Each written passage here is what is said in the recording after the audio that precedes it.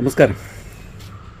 ഇന്നത്തെ ടിപ്സ് എന്ന് പറയുന്നത് നമ്മുടെ ഈ 2024 ഏറ്റവും കൂടുതൽ പോസിറ്റീവ് എനർജി കിട്ടുന്നൊരു സ്ഥലത്തെക്കുറിച്ചാണ് ഈ പ്രാവശ്യം വിശദമായിട്ട് പറയുന്നത്. അത് നമ്മുടെ വീട്ടിൻ്റെ ഒരു ദിശയാണ്.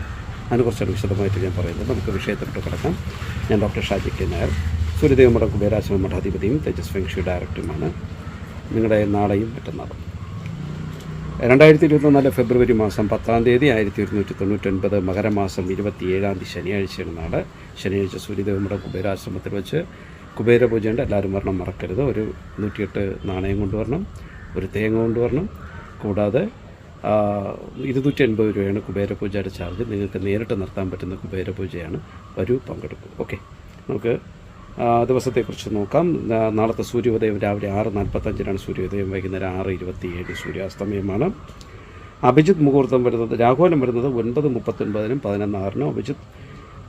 അഭിജിത്ത് മുഹൂർത്തം വരുന്നത് 12:12 12:34 മധ്യയാണ്. ഗുളികൻ മുഹൂർത്തം വരുന്നത് 12:38 12:59 മധ്യയാണ്. ഗുളികൻ ഉദയം വരുന്നത് 6:45 8:12 മധ്യയാണ്. അതേപോലെ തന്നെ യമകണ്ഠ സമയം വരുന്നത് 2 3:27 മധ്യയാണ്. ദിവസത്തെക്കുറിച്ചൊന്ന് വിശദമായിട്ട് നോക്കാം. അവിട്ടം നക്ഷത്രമാണ്. എല്ലാ ശുഭകർമ്മങ്ങൾക്കും ഉത്തമമായിട്ടുള്ളൊരു നക്ഷത്രം കൂടിയാണ്. വിവാഹം, അതുമായിട്ട് ബന്ധപ്പെട്ട കാര്യങ്ങൾ, അതുമായിട്ട് വാസ്തുകർമ്മങ്ങൾ ചെയ്യുവാനും, ഉത്സവം, യാത്ര, പ്രതിഷ്ഠ എന്ന് വേണ്ട സകലമാന പ്രശ്നങ്ങൾക്ക്, സകലമാന കാര്യങ്ങൾ ചെയ്യുവാനും ഏറ്റവും ഉത്തമമായിട്ടുള്ളൊരു ദിവസമാണ് നാളത്തെ ശനിയാഴ്ചത്തെ ദിവസം. നമുക്ക് മൃത്യുദോഷങ്ങൾ എന്തെങ്കിലും ഉണ്ടോ നോക്കാം. പിണ്ടദുർദോഷം, വസുപഞ്ചക ദോഷം, കരുനാൾ ദോഷം, പെരുദർശന ദോഷം, അകന്നാൾ ദോഷം എന്നിവയും വസുപഞ്ചക ദോഷവും അകന്നാൾ ദോഷവും ഉണ്ട്. അപ്പോൾ നാളെ ആരെങ്കിലും മരണപ്പെടുകയാണെങ്കിൽ വസുപഞ്ചക ദോഷവും അകന്നാൾ ദോഷവുമുണ്ട്. ഈ രണ്ട് ദോഷങ്ങൾ പ്രത്യേകിച്ച് എല്ലാവരും ശ്രദ്ധിച്ച് കൈകാര്യം ചെയ്ത് കൊണ്ടുപോകണം. ഓരോ ദിവസവും ഞാൻ പ്രത്യേകിച്ച് പറയാറുണ്ട്, ഈ മരണാനന്തര ദോഷങ്ങൾ നമ്മൾ ശ്രദ്ധിച്ചില്ലെങ്കിൽ നമ്മുടെ പിറക്കം തലമുറകളെയാണ് അത് ബാധിക്കുന്നത്. ഇപ്പം ഞാൻ നിൽക്കുന്നത് ഒരു വീട്ടിലാണ്. അവിടെ പിതൃദോഷ പരിഹാര പൂജ അകത്ത് നടന്നുകൊണ്ടിരിക്കുകയാണ്. അതുകൊണ്ടാണ് ഈ ഒരു അന്തരീക്ഷത്തിൽ വെച്ച് ഷൂട്ട് ചെയ്യുന്നത്. വണ്ടികൾ പോകുന്ന ഡിസ്റ്റർബൻസും കാര്യങ്ങളൊക്കെ ഉണ്ടായിക്കൊണ്ടിരിക്കും. രാവിലെ വന്ന് 5:30 പൂജ തുടങ്ങിയതാണെന്ന് വൈകുന്നേരം വരെ ഉണ്ടാവും. ഓക്കെ, നാളത്തെ ദിവസം, അടുത്ത ദിവസം, മറ്റന്നാളത്തെ ദിവസത്തെക്കുറിച്ച് വിശദമായിട്ട് നോക്കാം. 2024 ഫെബ്രുവരി മാസം 11-ാം തീയതി 1199 മകരമാസം 28-ാം തീയതി ഞായറാഴ്ചയാണ്. ഞായറാഴ്ചത്തെ സൂര്യോദയം രാവിലെ 6:44 സൂര്യോദയം, വൈകുന്നേരം 6:27 സൂര്യാസ്തമയമാണ്.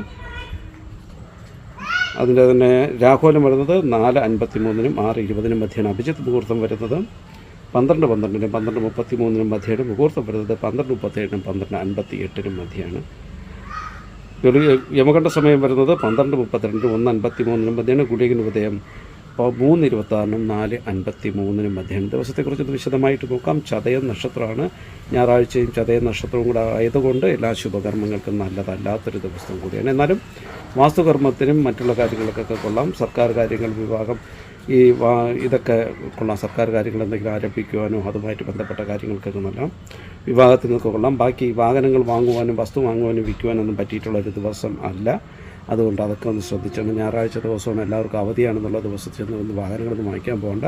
അന്നത്തെ ദിവസം അത്ര ശുഭമല്ല. അതുകൊണ്ട് നിങ്ങൾ ആ ദിവസം നോക്കിയിട്ട് വേറെ ഏതെങ്കിലും ദിവസം വാങ്ങിക്കുന്നതായിരിക്കും നല്ലത്. മൃത്യുദോഷം എന്തെങ്കിലും നോക്കാം. പിണ്ടദൂർ ദോഷം, വസുപഞ്ചക ദോഷം, കരുനാൾ ദോഷം, പെരുന്നക്ഷ ദോഷം, അകന്നാൾ ദോഷം എന്നിവയിൽ വസുപഞ്ചക ദോഷമുണ്ട്, അകന്നാൾ ദോഷമുണ്ട്. ഈ രണ്ട് ദോഷങ്ങളാണ് നമുക്ക് ഞായറാഴ്ചയും അതായത് ശനിയാഴ്ച ആരെങ്കിലും മരണപ്പെടുകയാണെങ്കിൽ ഈ രണ്ട് ദോഷങ്ങളുണ്ട്. അതൊന്ന് നോക്കി കണ്ടെത്തി കൊണ്ടുപോകാം. നേരത്തെ പറഞ്ഞ ടിപ്സിലോട്ട് ഞാൻ വീണ്ടും കിടക്കുകയാണ്. നമ്മുടെ വീട്ടിൽ ഏറ്റവും കൂടുതൽ 2024 ഏറ്റവും കൂടുതൽ പോസിറ്റീവ് എനർജി ഏറ്റവും കൂടുതൽ നിൽക്കുന്ന ഭാഗം തെക്ക് പടിഞ്ഞാറ് ഭാഗമാണ്. തെക്ക് പടിഞ്ഞാറ് ഭാഗം പ്രശസ്തിയുടെയും വിദ്യാഭ്യാസത്തിൻ്റെയും സാമ്പത്തികത്തിൻ്റെയൊക്കെ ഒരു തട്ടായിട്ടാണ് പ്രാവശ്യം നിൽക്കുന്നത്. അത്രയും പവർഫുള്ളാണ്. അപ്പോൾ നിങ്ങളെല്ലാവരും കഴിഞ്ഞ പ്രാവശ്യം തെക്ക് പടിഞ്ഞാറുള്ള അവിടെ ഒരു നെഗറ്റീവ് കോമ്പിനേഷൻ വന്നുകൊണ്ട് ആ റൂം ഉപയോഗിക്കാൻ പാടില്ല എന്ന് ഞാൻ പറഞ്ഞു. ഈ പ്രാവശ്യം എല്ലാവരും തെക്ക് പടിഞ്ഞാറുള്ള ഭാഗം ഉപയോഗിച്ചുള്ളൂ. പക്ഷേ നമ്മുടെ വീടിൻ്റെ ഫ്ലൈയിങ് സ്റ്റാർ ഫെങ് ഷുയി അനുസരിച്ച് തെക്ക് പടിഞ്ഞാറ് എന്തെങ്കിലും ദോഷമുണ്ടെങ്കിൽ അത് നോക്കരുത്. അത് നോക്കിയിട്ടേ നമ്മൾ ചെയ്യാൻ പാടുള്ളൂ.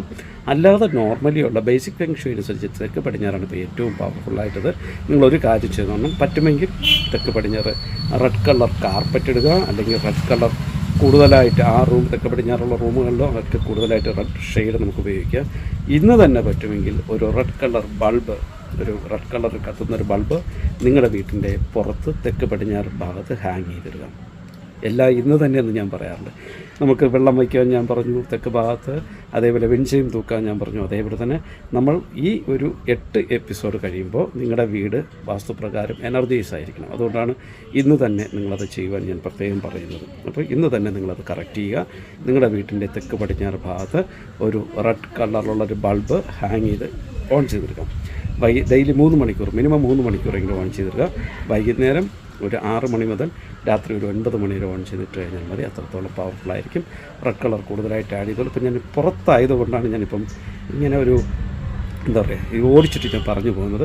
ഏതായിരുന്നാലും ഈ തെക്ക് പടിഞ്ഞാറ് ഭാഗത്തെക്കുറിച്ച് വിശദമായിട്ട് ഒന്നുകൂടെ ഞാൻ പറഞ്ഞു തരാം. അത് ഒന്ന് സ്വസ്ഥമായിട്ടിരുന്ന് നമ്മുടെ സ്റ്റുഡിയോയിലിരുന്ന് റെക്കോർഡ് ചെയ്യുന്ന ക്രിസ്ത്യമായിട്ട് പറഞ്ഞുതരാം. അടുത്തൊരു എപ്പിസോഡുമായിട്ട് കാണുന്നതിലേക്കും നന്ദി, നമസ്കാരം. നമസ്കാരം, ഞാൻ പ്രതീക്ഷയാണ്. ഞാനിപ്പോൾ നിൽക്കുന്നത് സൂര്യദേവർ കുബേരാശ്രമത്തിലാണ്. സത്യം പറഞ്ഞാൽ ഇവിടെ വന്ന് അനുഭവിക്കേണ്ട കാര്യങ്ങളാണ്. കാരണം ഞാൻ ഇതിനു മുന്നേ കുറേ വർഷങ്ങൾക്ക് മുന്നേ ഈ ഒരു ആശ്രമത്തിൻ്റെ ഒരു ബൈറ്റ് പണ്ട് ചെയ്തിട്ടുണ്ടായിരുന്നു. പക്ഷെ അന്ന് എനിക്ക് ഉണ്ടായ അനുഭവമല്ല ഇന്ന് ഞാൻ ഇവിടെ ഈ കുബേരാശ്രമത്തിൽ നിന്നപ്പോൾ അല്ലെങ്കിൽ വന്നപ്പോൾ എനിക്കുണ്ടായ അനുഭവം. സത്യം പറഞ്ഞു കഴിഞ്ഞാൽ അതിശയിപ്പിക്കുന്ന 1-2 സംഭവങ്ങൾ എൻ്റെ ലൈഫിൽ പെട്ടെന്ന് ഇങ്ങോട്ട് വരുന്നു എന്നുള്ളതായപ്പോൾ തന്നെ കുറേ കാര്യങ്ങൾ ഞാൻ ചിന്തിക്കാത്ത, മനസ്സിലൊന്നും വിചാരിക്കാത്ത കുറേ കാര്യങ്ങൾ സംഭവിച്ചു. അതൊക്കെ സത്യം പറഞ്ഞാൽ എന്നെ അതിശയിപ്പിക്കുന്ന ഒരു സംഭവമായിട്ട് തോന്നി. സത്യം പറഞ്ഞാൽ കുബേരസ്വാമിയുടെ നടയിൽ വരാനും അദ്ദേഹത്തിൻ്റെ അനുഗ്രഹം നേരിട്ട് വാങ്ങാനും ഉള്ള ഒരു ഭാഗ്യം എനിക്കുണ്ടായി. തീർച്ചയായും നിങ്ങളെല്ലാവരും വരണം. വന്ന് തന്നെ ഇവിടുത്തെ കാഴ്ചകളും, ഇവിടെ നമ്മൾ വിചാരിക്കുന്ന പോലെ ഒരു ചെറിയൊരു അമ്പലമോ അല്ലെങ്കിൽ പ്രതിഷ്ഠയോ ഒന്നും അല്ല. നമ്മൾ ഇവിടെ വരുമ്പോൾ ശരിക്കും കുബേരസ്വാമി നമ്മുടെ മുന്നിൽ പ്രത്യക്ഷപ്പെട്ട ഒരു ഫീലാണ് കിട്ടുന്നത്. എന്താ പറയുക, എനിക്ക് എൻ്റെ മനസ്സും കണ്ണൊക്കെ നിറഞ്ഞു തൊഴുമ്പിയ സമയമായിരുന്നു ഇവിടെ വന്ന് ഞാൻ തൊഴുകിയ സമയം.